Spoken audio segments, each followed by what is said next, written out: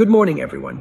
Today, I want to take you on a thoughtful journey through some of the world's most compelling headlines, touching on leadership changes, international diplomacy, and ongoing humanitarian challenges that shape our shared global story.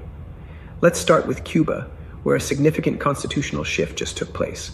The government there has removed the presidential maximum age limit of 60 years, a rule that stood for just a few years after being introduced in 2019. This change means that as long as a candidate is at least 35 years old, they can now serve as president with no upper age restriction, though the 5-year term limit remains firm. What's striking is that this reform wasn't driven by a popular call for change nor a parliamentary initiative. It was proposed by none other than Raúl Castro, the former president now comfortably in his mid-90s, who still holds a seat in the National Assembly.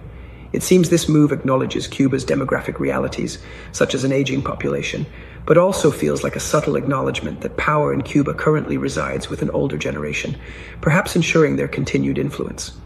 With the island grappling with its worst economic crisis in decades, marked by shortages, blackouts, and waves of immigration, one might wonder what kind of leadership Cuban citizens truly need right now. This decision might open doors to longer tenures for seasoned leaders, but it also raises questions about rejuvenation, innovation, and fresh perspectives in a nation yearning for change. Turning our attention to the South Asian subcontinent, Pakistan's Finance Minister Aurangzeb recently traveled to Washington for some crucial discussions.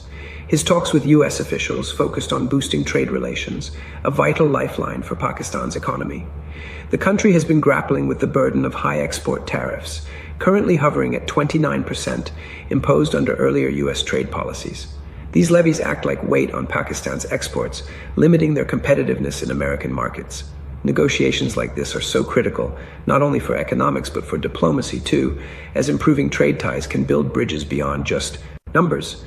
It can foster cooperation, understanding, and stability within the region's complex geopolitical dynamics. When economic talks succeed, they often set the stage for broader collaboration, which benefits both countries and their citizens. Meanwhile, there's news from one of the world's tech giants. Microsoft has decided to halt the involvement of engineers based in China on U.S. military projects. This move follows investigative reporting and a Pentagon review that likely raised concerns about security and intellectual property. The directive came straight from Defense Secretary Pete Hegseth and underscores the growing tension at the intersection of technology, national security, and international relations. It's a clear reminder of how the global tech landscape is becoming ever more entwined with defense strategies, and how companies must navigate these choppy waters, trying to balance innovation with national interests and global competition. In a completely different yet equally high-profile realm of legal drama,